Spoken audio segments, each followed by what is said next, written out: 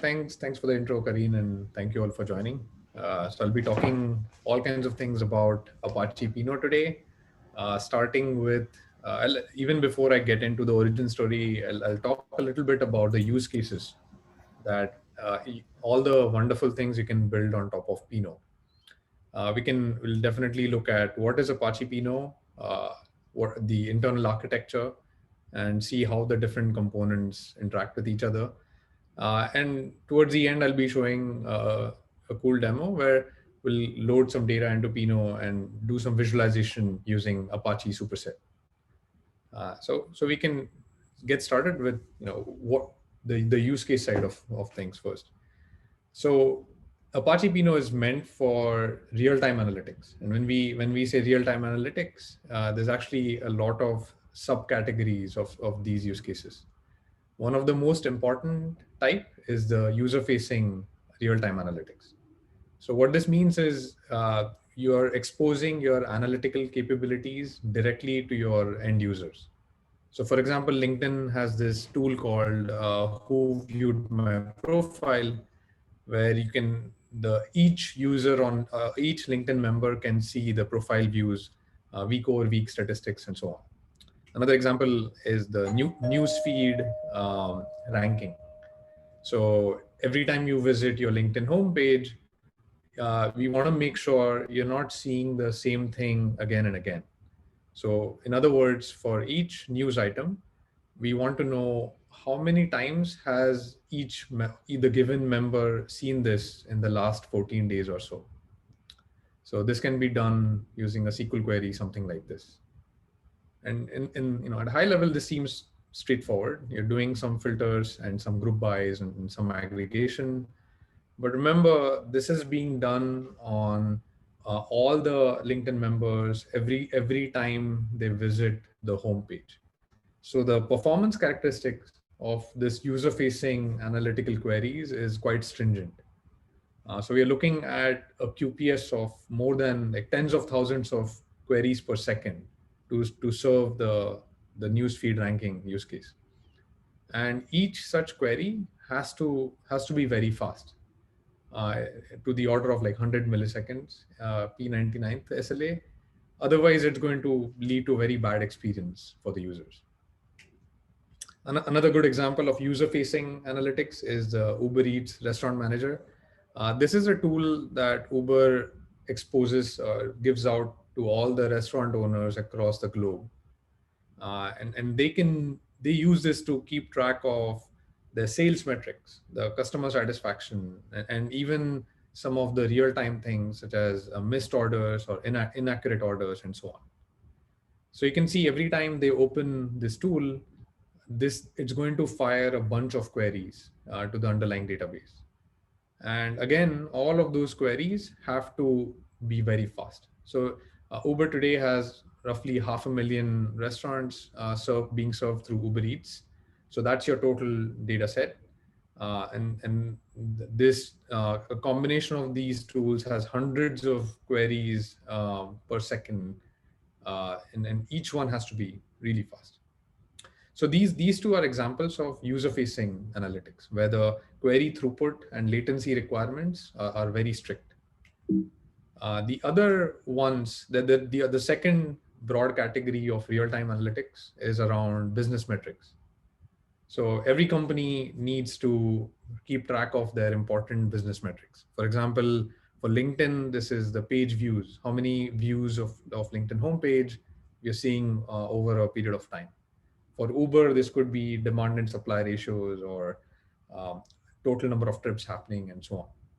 So the important thing here is not only to visualize or keep track of business metrics, but also to detect anomalies in your business metrics.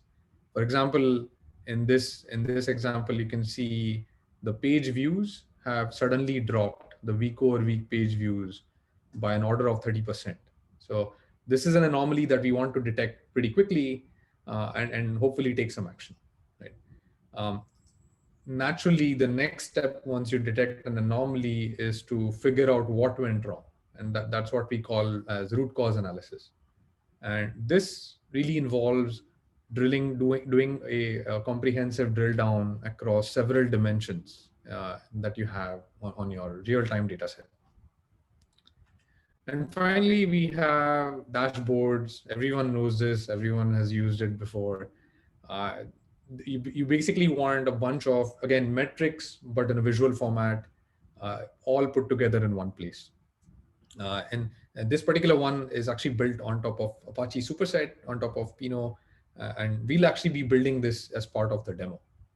But the important thing here is you can have a lot of things in one dashboard, and again, this is going to end up in a lot of concurrent queries to your underlying database, and again, most of them we expect the queries to return in a very fast manner for a good experience. So when we step back from all these use cases, you can see this pattern of what we want to do on the real-time data. So for the very fresh data that has just been produced, we want to analyze every single event. So for example, with Uber, you want to know if a lot of users are looking for food right now. You're interested in every single event. At the same time, you're also interested in an aggregation view of historical events. So for example, over a month, in the last month, how many trips have we had, or what are the sales metrics? And typically we want to use the same technology to do both these kind of things. And the way these different use cases evolve also has a pattern, as we have seen in different companies. Most of the companies will start with some sort of dashboards that we saw earlier for business monitoring. So you have your dashboards to monitor your internal systems or your business metrics, and then take some action. And then you, as a company grows, you bring in your data scientists or PMs, and they want to start analyzing trends and get insights, and hopefully identify what features are missing for your products. And then a few companies like LinkedIn and Uber have started to monetize your analytical capability. So as you saw in the user-facing analytics, LinkedIn is actually exposing that as a feature, as a way to grow their user base. And Uber is also doing the same with Restaurant Manager. So if you have a powerful analytical system, you can actually you can grow your business using those capabilities. Now, different companies might choose to build each one using a different custom technology, but we strongly feel you can build all these use cases and some more using Apache Pinot. So at a high level, Apache Pinot is an analytical database. It originated in LinkedIn, as Kareen was mentioning before. The way it happened is LinkedIn at that time wanted to start exposing these analytical features to the users, and they were using some key value store at the time, or they were using the traditional map reduce jobs to generate recommendations and have some sort of a serving layer to serve those recommendations. But all those techniques were not fast enough. You couldn't iterate fast enough, or if you wanted to add more features, you had to do a lot of work to build new models or new data sets in these existing solutions. So from that need was born Apache Pinot. And what it does really well is to ingest data from a variety of sources. So for example, you can have real-time sources like Kafka, or you can ingest from offline sources like Amazon S3 or HDFS or Google GCS and so on. And it makes this data available for rich queries in a real-time manner. So the query that we saw before for the LinkedIn newsfeed can be done directly on the raw data set. So at the heart of Pinot is a column store, and it uses a distributed layered architecture to support all these different use cases. And we'll see how it does that in more detail. As of today, Pinot is being used in a lot of big data companies across the globe. It's a mature production-ready technology. And I think the Slack users, we are actually, this is an old number. We are actually about to hit 1,000 people on Slack. So definitely join us on Slack if you're interested to know more at the end of this presentation. Just to give you some idea of the load that it can handle, some of the largest clusters can easily handle um, or ingest events at 1 million messages per second, uh, serve queries upwards of hundreds of thousands of queries per second, while still maintaining an end-to-end query latency of in the order of milliseconds. So that's really the power of Pinot, and that's how it stands out in the realm of real-time analytics. So let me now get into the next level of detail with how do things work internally? How does Pinot is able to serve these complex queries in a really fast manner? So this is just a high level overview of how Pinot will fit in any organization. And this is an example from LinkedIn.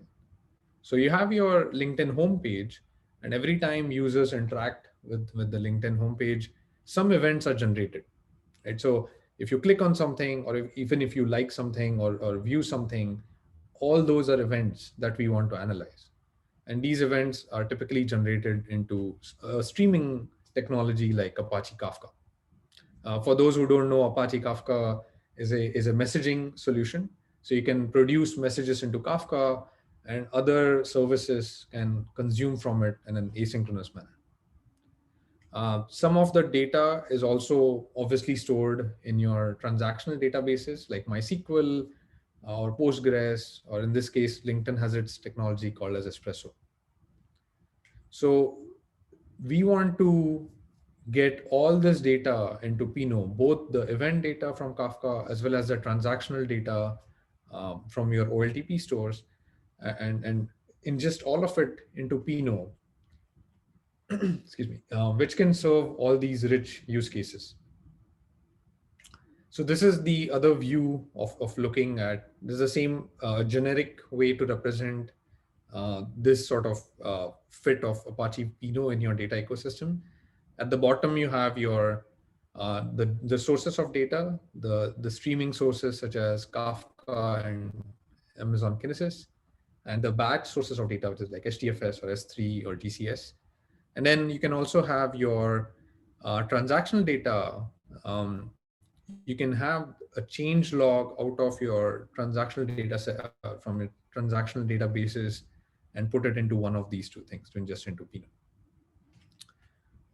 So what happens, how does Pinot actually do this? So first of all, Pinot has a notion of a data server. So these servers will take the data coming from the streaming or the batch data sets and organize it into columnar data files and distribute it across multiple servers. So all these servers will host some subset of your data.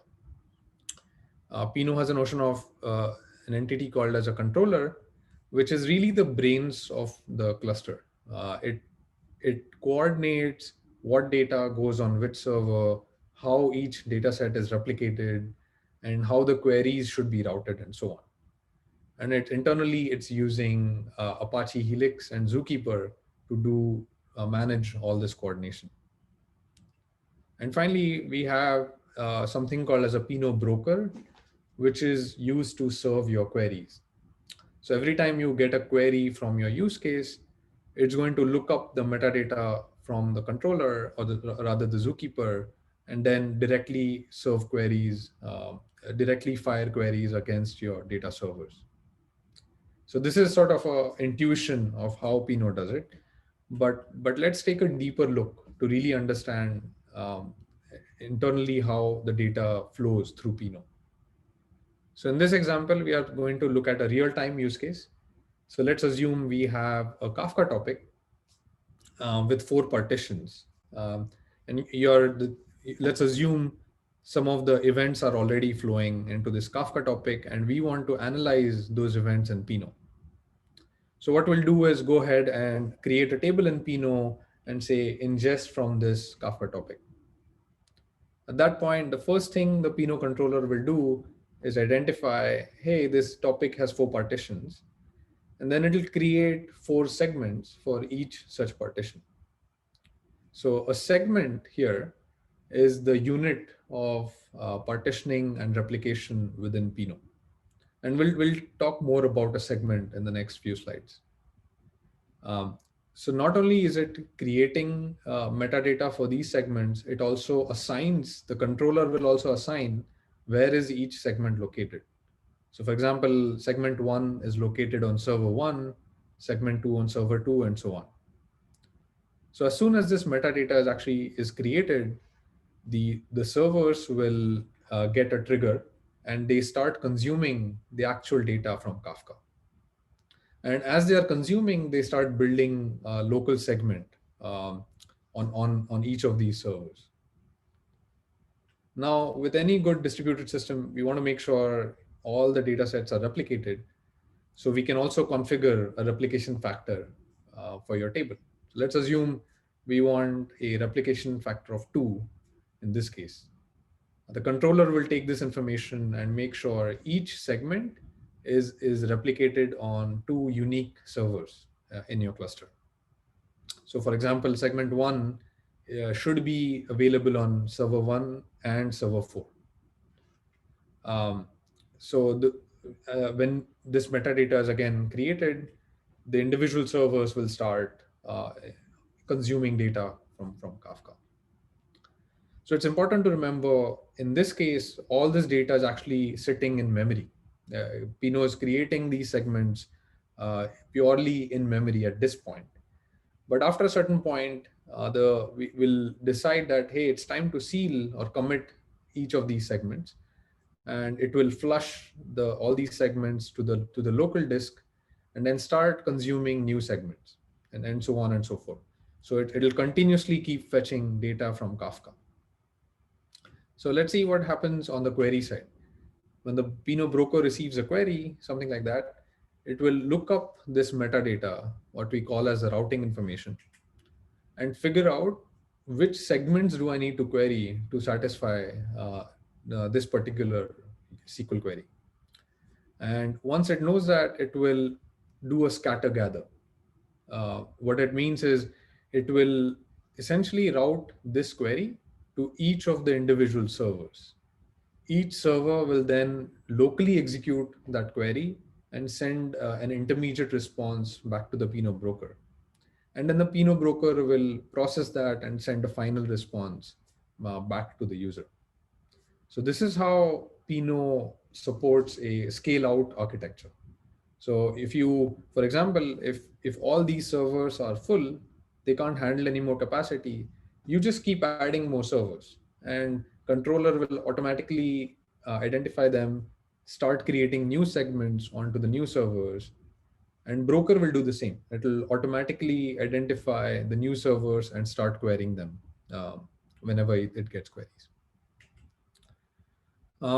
As I mentioned, Pinot can also get data from an offline data sources. For example, you have your raw data here, which could be in JSON or Avro or even something like CSV, sitting in multiple places. It could be your local laptop, it could be HDFS or S3 or GCS. And Pinot provides tooling to create segments from this data and upload it to the cluster. So many of the big companies use frameworks like Apache Spark or Flink to generate segments from this raw data set and store it in some place called as a segment store. And once these segments are generated, it just notifies the Pinot controller, here are all the generated segments, and Pinot will then just copy those segments onto the server. So it's important to note that the segment generation actually happens outside of Pinot in an offline use case. And they are just copied over once they're ready.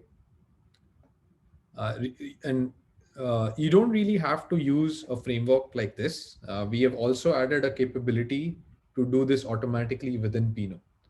So there is a background job that can do this for you. You just point you configure that in your table, where is the source of data, and it will keep generating these segments and pushing it to Pinot. So now this is more automated. And then the rest of the story is the same. The Pinot broker will, whenever it gets a query, it can identify where are the segments and then start querying it. And please note that you can do this, like have a real time and offline mode for the same table. So for example, if you can ingest your, let's say, events data, the LinkedIn page views data from Kafka in a real time manner, and you can also ingest the same data in a historical fashion into Pinot. So you have both your historical data, let's say 1 year ago, and your recent data, which is right now, all loaded into the same table. And the user does not, user views it as one logical table. So Pinot will automatically federate queries across real time and offline for the same data set. And we'll see this in more detail in the demo. So just to come back to the Pinot segment, as promised, we'll look at what exactly is the Pinot segment. And this is really the secret sauce behind Pinot's low latency. So as I mentioned, a segment is a subset of your data. So for example, there are here's some number of rows of your raw data, which has some columns that you want to generate a segment from. So internally, Pinot will take this data and organize it in a columnar format. So what that means is all the country information will be stored in one place, all the browser information will be stored continuously, and so on. And for those who don't know why this is important, let's take an example. So let's say you're trying to do a select count star from this table where a simple filter where country is United States. If you wish to do this query on a regular raw data in a row format, you have to scan all the rows, right? So you're scanning every single row for all the columns until you see US in your data set. With Pinot, you only need to scan one column. So the amount of data that you bring in memory and the amount of scans that you need to do is automatically lesser in a column format. But it gets better. What you can do in addition to this is also define a variety of indexes for each of these columns. So for example, in this case, we are defining an inverted index on your country column. So instead of scanning this column, all we need to do is just look it up. So in this case, we can quickly look up where is US, and I know it's in rows 0 and 3. So your query latency is substantially better than the scanning of the column. And Pinot supports a rich collection of these indexes that you can define on any of these columns. For example, you have a sorted index, which in some cases is actually faster than inverted index. And one of the most powerful indexes you have in Pinot is something called as a star tree index. So star tree is a special index which lets you define, lets you pre-aggregate data for some combination of your columns. So for example, you're going to get queries filtered on country and browser. So you can aggregate some of these, so you can do some aggregation across these two dimensions. So for example, in this case, for select count star or some star from X where country is US would be a simple lookup from the star tree index. And this enables really fast queries on Pinot. It's almost as fast as MySQL or any OLTP database. And there's a variety of such indexes. As I mentioned, you can also do geospatial indexes. You can have a text index for text-based searches. You can have Bloom filters and so on. We are constantly adding these indexes into Pinot. And the best part of this is you can add an index at any point of time. You don't have to define them ahead of time. So even if your data set is live in production, you can always go back and add more indexes to speed up your queries. And this will take effect dynamically in your production data set. So at this point, we've spoken a lot. Let me just give you a quick demo or to give you a taste of what Pinot looks like. So I'm going to stop share and share my entire window since I need to toggle between terminal and browser.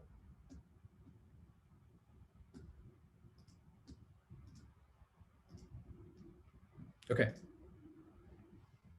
So what we're going to do as part of this demo is actually start very simple. If you go to our docs.pino Apache org page, you can find all sorts of useful information for Pinot related to this. For this demo, I'm just going to use one of the existing data sets, which is the GitHub event stream. Right? What this is going to do is actually start all kinds of things. It's going to start a Pinot cluster, which includes the controller, server, and broker. It will also start a Kafka cluster, and it will fetch the data from the GitHub Events API. So in this example, what we're going to do is get all the events about merge, the PRs that are getting merged into GitHub, get all those events and publish to Kafka. And we will ingest from Kafka into Pinot. So let's actually do that. In this page, you will see there's already a Docker command to do all of this for you. So there's a one single command to get this all started. And if you're new to Pinot, I highly recommend doing something like this. It's very easy. It's just one command, and it'll start, as you can see, it's starting Kafka, starting all the different components, the broker, server, and controller, and it'll also automatically generate data for you. So you get a ready-made Pinot cluster to play with. Okay, so let's see if it's already started.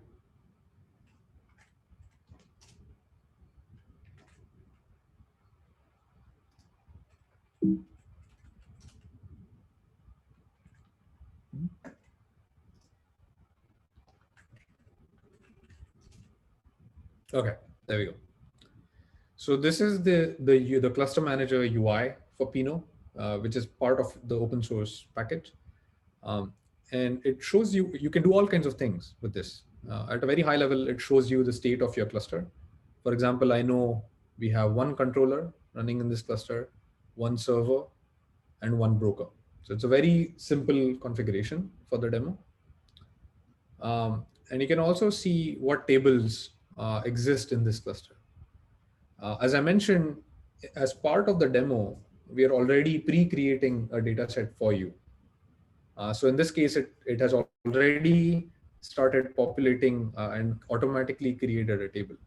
So let's take a look at what that table is.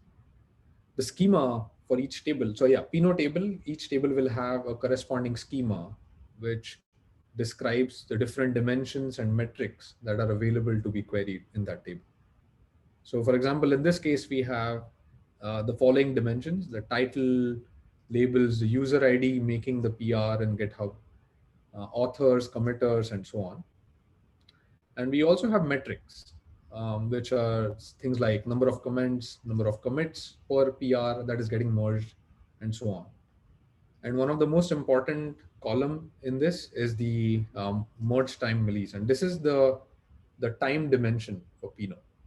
So Pinot will use this time column to do a lot of useful things. For example, update the segment metadata with the time information. It can also be used at query time to filter out important events. And we can also look at the table. You can look at the table config in more detail. And you can see it has automatically populated the source of data, which is a local Kafka cluster. And at the bottom here, you can see the segments that belong to this real-time table. So as I mentioned from the slides, it has consumed from Kafka and started creating segments locally that you can query. So at this point, we can just go and query the data that we just fetched from Kafka. And please note, this is actual PRs getting merged as we are speaking. So it's when I deployed the cluster, it actually did go to contact GitHub, fetch the events, and published into Pinot. So these are live events from GitHub. And you can do all kinds of queries here. You can do a count star, you can add filters.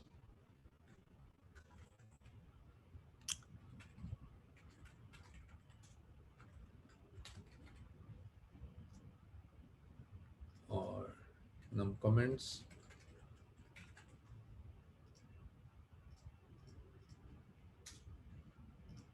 Oh. Okay, where organization is equal to Apache. So we can look at all the Apache projects in getting through this. So this is live data, so we may not be seeing any PRs right now, which is fine. Okay, so as you can see, the numbers actually increasing, and so this sort of proves that it is getting live events from GitHub. Okay, so this is cool, but as I mentioned, what we can do next is to actually add historical data for the same table. So what we are going to do is, for the same table, pull request merge events, we are going to add a historical view into Pinot. So what I've done for the demo is fetched a historical view of the same data from GitHub. So this is the JSON data from January for the same merge events from GitHub. And what we'll do is load this data into the same logical table. So first thing to do is create an offline table for the real-time counterpart, and we'll use the same name. And as you can see, Pinot will automatically fetch. You're going to use the same schema since it's the same logical table, and Pinot will automatically populate the time column. And you can also define other things like how much replication you want for this table, the tenants, if you want to dedicate a special tenant for this. You can also add indexes. So let's go ahead and add, let's say for the repo column, we want it to be dictionary encoded, and we want an inverted index on the column. Let's do one more. Let's say organization, same thing. Okay. And then you can also do other things such as, retention for your table. If you want to enable quotas, you can have the queries per second quota, and so on. So now we're ready to create this. Right. So we have both real-time and offline tables for the same logical table, which is pull request merge events. And they both use the same schema, naturally. So as you can see, you have the table config, but there is no data, of course, since this is an offline table. So let's go ahead, and so what we're going to do now is load all this JSON data, the raw data, into Pinot. And there's a convenient way to do that as well. For the sake of the demo, I'm going to use a local command, which is, so Pinot admin has this thing called import data, and that will do this for you automatically. So what it's going to do is read from the JSON file that I just specified, start generating segments, as I mentioned before, and then push all these segments into Pinot. And this particular data set is from last January, from a month ago. So now you should start seeing historical, both real-time and historical data into Pinot. So now if we do a count star, you see a lot of records. So this includes both real-time and offline data. As you can notice, we don't have to specify online and offline here. Okay, so we are running a little bit behind time, so I'm going to speed up here a little bit. Let me quickly show the visualization that you can do on your existing Pinot table. So once the data is loaded in Pinot, you can use Superset to visualize it, and there's a helpful page for you to do this on your own. So let's go ahead and create a data set.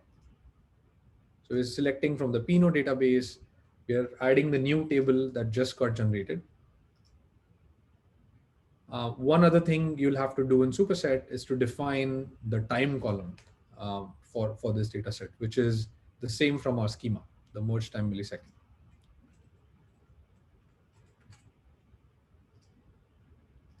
Okay, and now we can start visualizing the data that we just loaded into Pinot. So let's say we want to draw a simple line chart on this data set. And there we go. So Superset is able to take the data loaded into Pinot and create a simple chart in a line chart. You can also do a little bit more complex use case. For example, we want to know what are the top 10 popular Apache projects. And let's say we determine that by the most commits that are done to the top 10 Apache projects. So what we can do here is do a group by on the repo. So first thing to do is do a summation on the number of commits in each PR across all the PRs.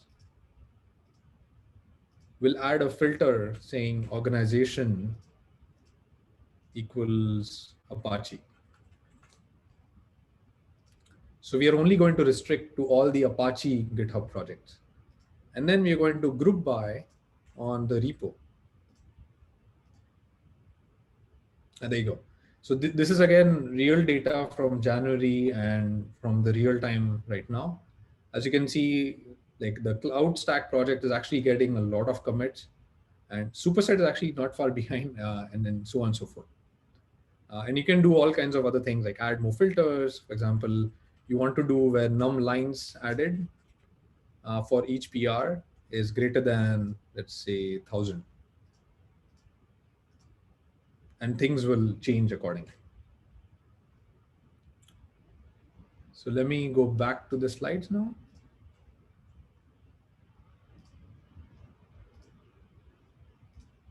Okay.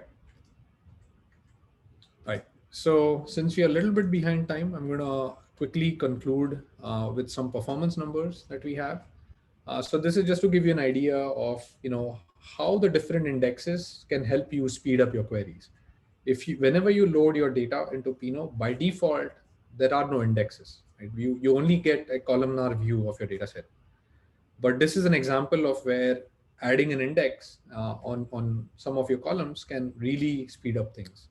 So for example, if you're doing an aggregation and some filter on some columns, you can define these indexes on the filtered columns, and it dramatically speeds up your query latency. As you can see here, raw data is almost taking roughly 2.5 seconds. And with sorted and inverted index, you get very real-time performance. Similarly, we have range index or text index. So if you're doing regex filters or fuzzy text matching, it's the actual performance is dramatically different than a raw data scan. And as I mentioned, the star tree is the most powerful tool we have in our data. In Pinot, it's even faster than the inverted index. For a quick comparison of how Pinot compares to the other solutions in the same sort of domain, this is a good summary. This is showing the different indexes and features that we want to have for building such real-time analytical use cases. And Pinot is actually in a good shape today. We have all sorts of things, as I mentioned, like JSON index, which was recently added, geospatial index, star tree index.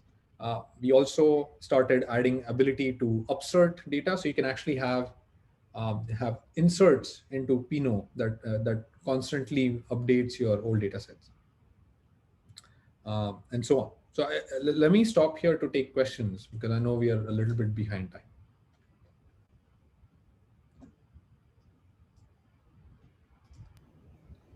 It's great. Thanks for the presentation. So please just remind, please post your questions to the Q&A. We already have quite a few over there.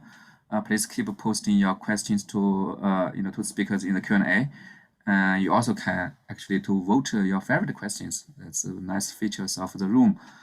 Again, if you feel prefer to speak to ask questions, feel free to raise your hand. We can unmute you to ask questions. Yeah, please go ahead. Okay. So let me just do the open ones. How is Pinot's performance compared to a graph database? Yeah, so it's not really built for. You can do some of the simpler queries, but not really meant. I don't think it compares well to some of the complex graph queries that you want to get to. I would say the stuff that you can do with your traditional RDBMS style things. You can do the same things with Pinot with indexes, but nothing more than. Okay. Can other data visualization tools, Tableau and Power BI, attach to Pinot? Great question. Yes, you can. So recently we added a JDBC connector to Pinot, so you can add, connect Pinot to all these different kinds of tools, even things like Grafana. There is a little bit of work needed to handle things like time columns well. So we'll constantly keep making progress and making that better. But as of today, you can definitely use Tableau and Power BI. I guess I just click on this. Okay.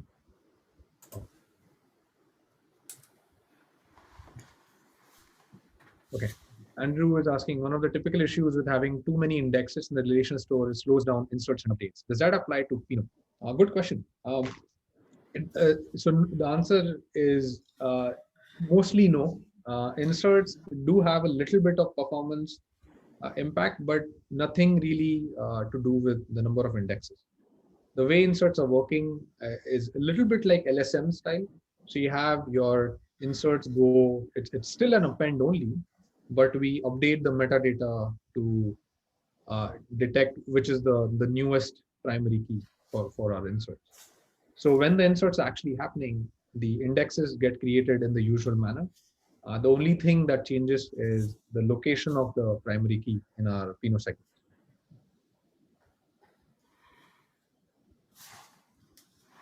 Okay, thank you for that. Two questions. Why is Zookeeper dependency while others like Kafka moving away? Yeah, I think we get this every single meetup. So one thing to note is, although Pinot has a Zookeeper dependency, the dependency is not. It doesn't need it. Let me put it in the right way. It's not in the fast path. It's used for doing things like, where is my segment located? And once that metadata exists, the Pinot servers will directly fetch from Kafka. So it's not a constant communication with Zookeeper. It's quite lightweight. So we have very big Pinot clusters, like hundreds of nodes in LinkedIn and Uber, all supported by a 3-node Zookeeper cluster. And that works just fine. And that's because, as I mentioned, the communication is lightweight. And we're using Apache Helix for doing the coordination, which is a very elegant way of defining your distributed state machine. So our dependency on Zookeeper comes because of Apache Helix. Would we want Zookeeper to go away? Maybe. In an ideal world, we definitely would like that. So maybe in the future, we can consider that. Second question, how do you compare high-level Pinot architecture, textbook Lambda, Kafka architecture? Yeah, so yeah, maybe I didn't mention this, make it more explicit, but Pinot is supporting Lambda architecture. So the real-time and offline, when we federate queries, that's essentially Lambda architecture in practice. Okay, how would Pinot fit in an architecture with Confluent, KSQL, and Presto? Great question. Yeah, so it's actually complementary to both those things. So for example, with KSQL, you can pre-process the real-time data coming into Pinot. For example, let's say your real-time Kafka data or your real-time data is not in one single Kafka topic. It's coming from multiple topics. So you can use KSQL to do a join or do some things like pre-aggregation or filtering before it's ingested into Pinot. So it's a great tool for pre-processing data. Presto, I think Xiang actually, who's in this meetup right now, published an amazing blog post on I how you posted can. it. I shared it actually. Okay, perfect. So you can Yeah. please read that. It's one of the best blogs on Pinot and Presto out there. So thank you, Xiang. And you can absolutely connect Presto to Pinot. And the best part of that is you can do your query flexibility suddenly expands to full SQL. You can do full SQL on Pinot. And it's not just the scans on Pinot for enabling this. The Presto Pinot connector actually does intelligent predicate and aggregation function pushdown.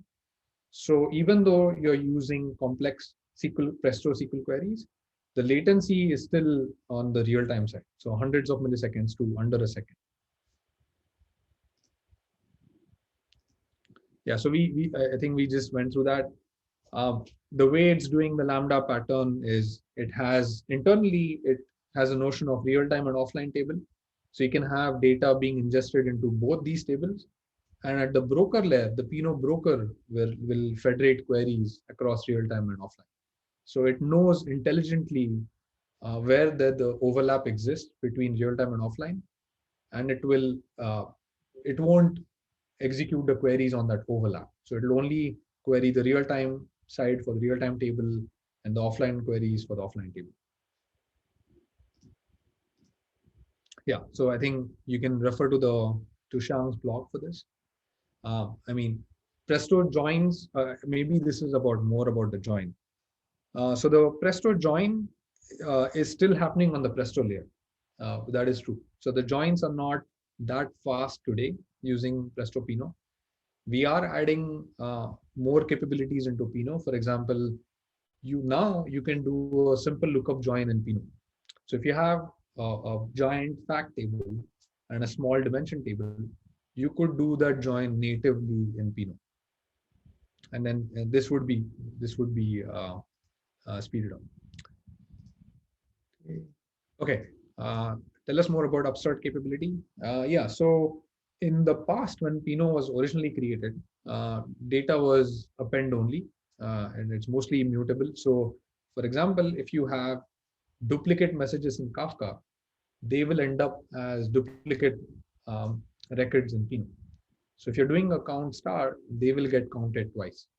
So recently we added this ability in Pinot to upsert data based on some primary key.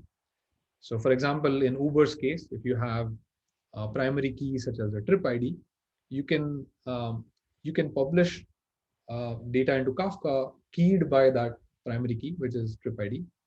And Pinot will make sure it will honor the latest trip ID using internally, it uses a timestamp to resolve which is the latest record for a given primary key. So the way it's happening is performance is still fine because it's still append only. It's still most of the data format is exactly the same as before. The only thing we are adding is additional metadata to keep track of where the primary key exists across the different segments. So I hope that answers this question. I also shared the YouTube video in the chat. Oh yeah. We had a meetup just a few days ago where Yupang actually explained this in detail. So please go ahead and watch that video. Yeah, so I shared that also. Thank you. What format of data is stored in Pinot?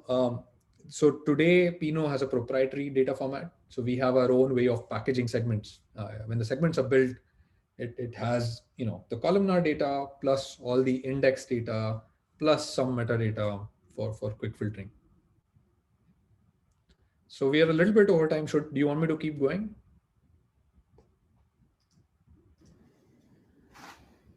Should be fine. I see we have quite a lot of questions still in the Q&A. Yeah, please go ahead. Yeah, let's get all our questions answered. Okay. Thanks. Sure. If Pinot can be a standalone query engine, why there is a Presto connector? Is this because Presto can leverage multiple data sources? Not exactly. You can do things, for example, joins. Somebody mentioned joins, right? So that does include multiple data sources. But you could also do your Presto UDFs on top of Pinot.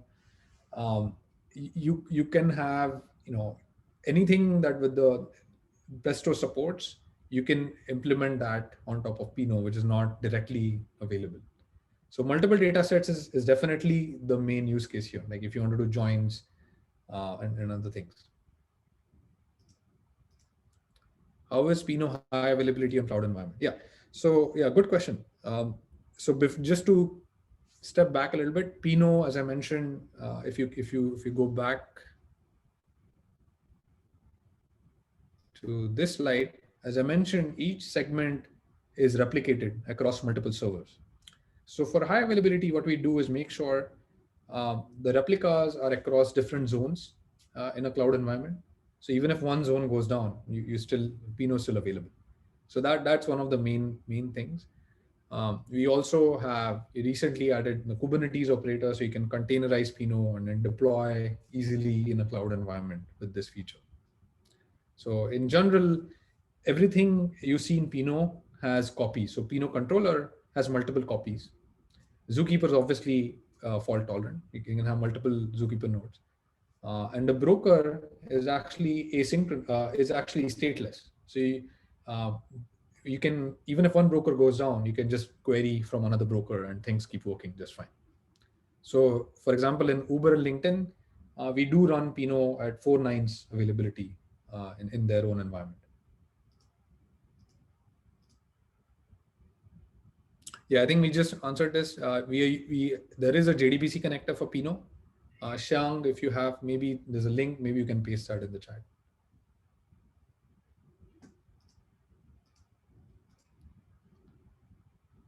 How is the data stored internally? Yeah, so it's not Parquet. It is Pinot will have its own format and store locally. And I think you can refer to the segment slides and also docs.pinot. I think this page will also tell you a lot about how we are packaging a segment. How is Pinot different from a data lake? Yeah, so actually good question. It's not a traditional data lake, but you can use Pinot as your for storing some of the hot data sets that you want to query in real time. So for data lake, traditionally you want to run your ATLs and generate reports, and you don't really care about latency as much. It can take minutes, seconds, whatever. But you want to use Pinot for the use cases that I described before, which is more real time in nature. So where you want things to be very snappy, things that need to return in sub-second. But at the same time, Pinot can store a lot of data. Some of the largest clusters have multiple terabytes of data sitting in Pinot. So I view it as a real-time data lake, an extension to your traditional data lake. Can we ingest nested JSON? Okay. Oh. Yeah, so nested JSON can be ingested in Pinot without the need of flattening. This was recently added into Pinot. So we actually have a JSON index, as I mentioned before.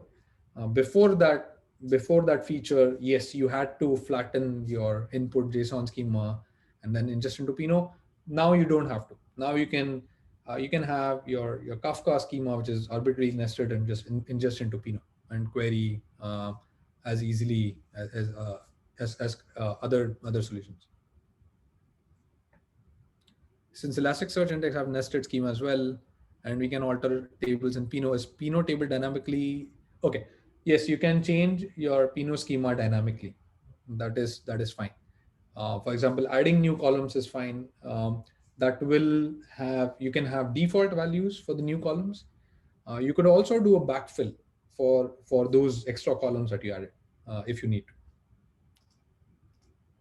So Kareen and Bill, let me know whenever you want me to stop, but I guess I'll keep going until one of you tell me not to. Yeah, I mean, one of the things we could do too is that I did post in the regular chat section that we, including Chinmay and Xiang, who's here also, I think he's here and also doing the things at the same time. But if there's any questions that you guys have, feel free to jump into the Slack. You will get answers very quickly. There's a lot of very active people there that are, contributing to the Pinot project. So it's a good community. So Okay, maybe I'll do these last two questions because they're actually pretty good. Okay, you like the good questions. I love these questions. So I'll do these two last ones, and then as Kareen mentioned, you can just ping one of us on Slack. I'm happy to answer more. Okay, does Pinot have enterprise features from data security perspective? Limiting access to data. Yes. So we are adding the ability to do all kinds of things. So like TLS encryption, authentication and authorization into Pinot. Right now, maybe like we are a few, maybe a week away, 1 or 2 weeks away from having basic authentication and authorization into Pinot. So you would be able to have username, password based authentication and restrict who gets access to what table. In the future, we are going to be adding more sophisticated controls, OpenID integration, RBAC, things like that. That's coming up. Yeah, good question. Calling it a real-time data lake, do you typically see it living side by side with a data lake? And does the amount of data is limited in Pinot? Yeah, I mean, I wouldn't see we haven't really seen use cases where we don't know the limits of it yet. I would say so far I've seen hundreds of terabytes of data in a Pinot cluster, and that works fine. Whether you can store exabyte scale data, I'm not so sure. That remains to be seen.